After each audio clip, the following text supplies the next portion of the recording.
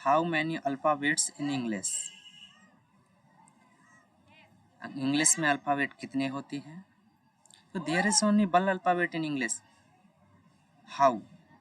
English में एक ही alphabet होता है। और कैसे? जानते हैं।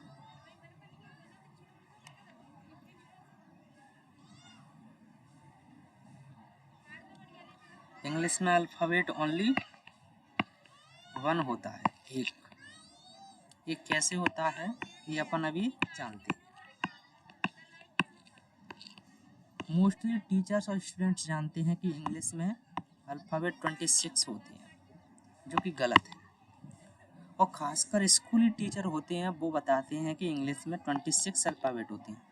कॉम्पिटिटिव टीचर्स की मैं इतना नहीं कहूँगा, बट स्कूली टीचर्स होते हैं वो 26 मोस्टली बच्चों को पढ़ाते हैं, जो कि गलत है। इंग्लिश में अल्फ़ाबेट वन ही होता है, एक ही होता है। कैसे? इंग्लिश में ए से लेकर जेड तक टोटल लेटर्स होते हैं। पहला A, B, C, D, E, F, G, H, I, J, K, L, M, N, O, P, Q, R, S, T, U, V, W, X, Y, Z. ये टोटल 26 होती है। ये लेटर्स हैं, न कि अल्फ़ाबेट। ये लेटर्स होते हैं, अल्फ़ाबेट नहीं होते हैं। इंग्लिश में टोटल लेटर्स 26 होते हैं। लेटर्स 26 होते हैं, लेकिन अल्फ़ाबेट एक होता है। अल्फ़ाबेट का मतलब होता है वर्णमाला। अल्फ़ाबेट का मतलब वर्णमाला। जितने भी वर्ण होते हैं, 1, 2, 3, 4, 5, 6, ऐसे ही लेकर पूरे 26। इंग्लिश में 26 वर्ड हैं। टोटल लेटर्स कितने? 26। इन 26 लेटर्स को मिलाकर जो पूरी एक माला बनती है वो अल्फ़ाबेट कहलाती है। इसे ऐसे देखते हैं।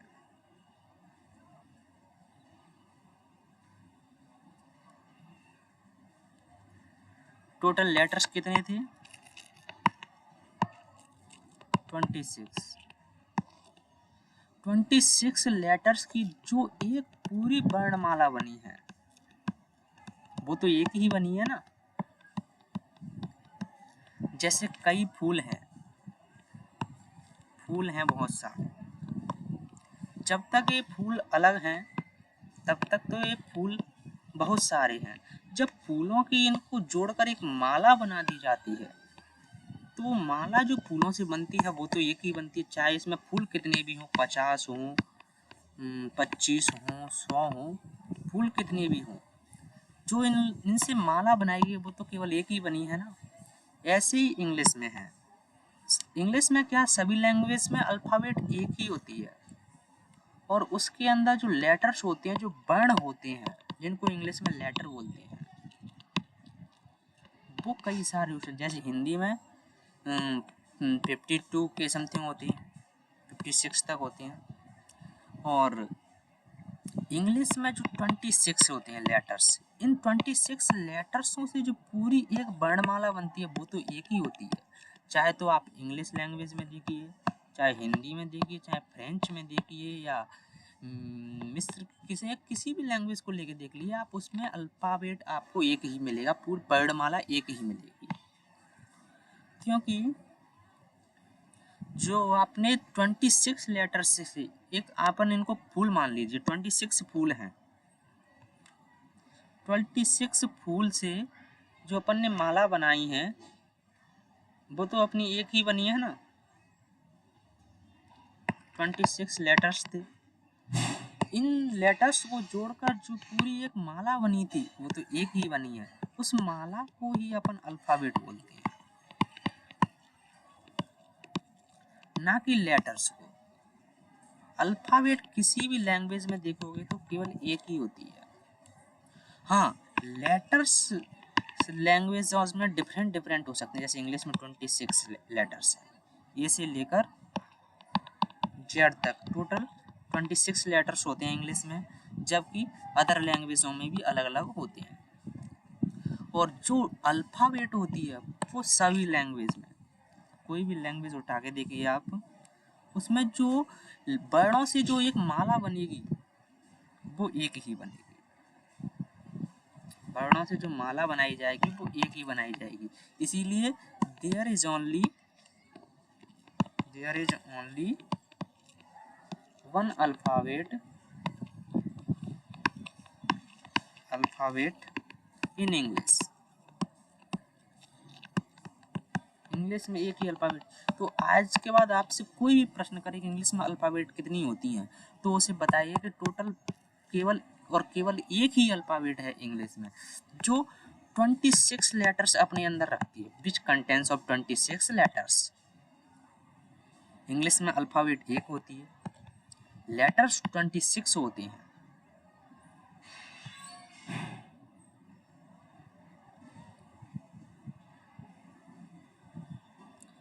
लेटर्स कितने होते हैं इंग्लिश में?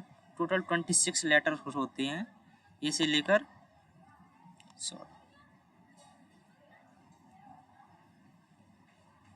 ए से लेकर जेड तक। टोटल इसमें से ए, ई, आई, ओ, यू वाल्स होते हैं। सॉरी वाल्स होते हैं। इनको बोवेल, कुछ लोग बोवेल पढ़ते हैं, बोवेल, ये बोवेल ना होकर वाउल्स होता है।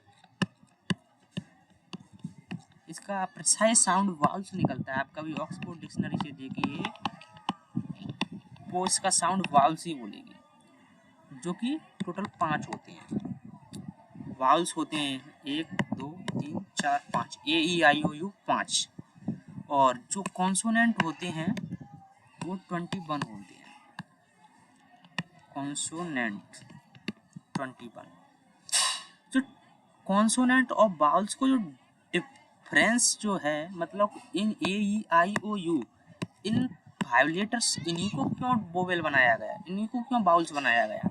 वो इसीलिए बनाया गया क्योंकि इनको बोलने में जो मुंह से जो यूज एक्टिविटी होती है वो थोड़ी अलग होती है इन लेटर्स की कंपेरिजन। इनके लिए ना तो हमें टंग यूज करनी पड़ती है और ना ही हमें, तो इसके लिए टंग और टीथ यूज नहीं करने पड़ते। इसीलिए ए आप बोल के देखिए साउंड ए, ना तो आपको जीभ कहीं टच करना, ना आपको अपने टीथ टच करने हैं। इनको बिना टच किए ही आप ए ई आई ओ यू इन्हें बोल सकते हैं।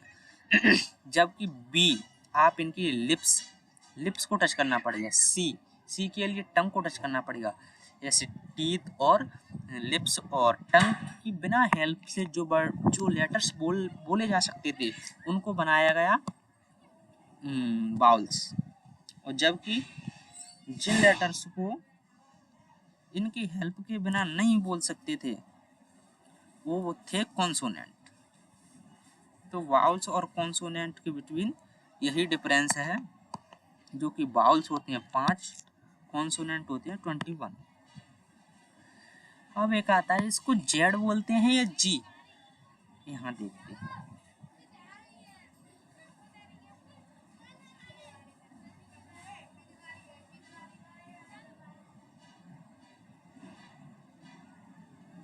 इसको जेड बोलते हैं या जी। कुछ कहते हैं कि जी बोलते हैं, कुछ कहते हैं जेड बोलते हैं। तो लड़िए मत, झगड़िए मत, इसको जेड भी बोलते हैं, इसको जी भी बोलते हैं। डिफरेंस यहाँ आता है कि जेड तो यूके ब्रिटिश इंग्लिश में बोला जाता है और जी अमेरिकन इंग्लिश में बोला जाता है। जो इंग्लिश अल्फाबेट का सबसे लास्ट लेटर है जेड, इसको जेड भी बोला जाता है, जी भी बोला जाता है। जेड बोला जाता है यूके यूनाइटेड किंगडम वाली जो ब्रिटिश इंग्लिश है, जो अपने यहाँ ऑफिशियल लैंग्वेज के फॉर्म में यूज होती है, और जी इसको बोला जाता है यूएसए अमेरिकन इंग्लिश, जो कि सोशल मीडिया पर चलती है अमेरिकन इंग्लिश, उसमें इसको जी बोला जाता है। इसको जेड भी बोला जाता है, जी भी बोला जाता है। इस बात से ना लड़ें कि नहीं जेड बोला जाता है कि नहीं जी बोला जाता है, इसको दोनों ही बोला जाता है, जेड और जी। तो शायद अब होप सा क्लियर होगा कि इंग्लिश में अल्फ़ाबेट कितने होते हैं, उसके अंदर लेटर्स कितने होते हैं, और कॉन्सोनेंट और व्यंजन कितने होते हैं, और इनको किस बेस पर डिवाइड किया गया। तो एक निष्कर्ष ये निकाला जा सकता है, निष्कर्ष कहें तो ये हो सकता है कि अल्फ़ाबेट एक होता है और लेटर्स 26 होते हैं, और उसके बाद में है वाउल्स आपके 5 होते हैं और कॉन्सोनेंट आपके 21 होते हैं। इनका डिफरेंस ये विदाउट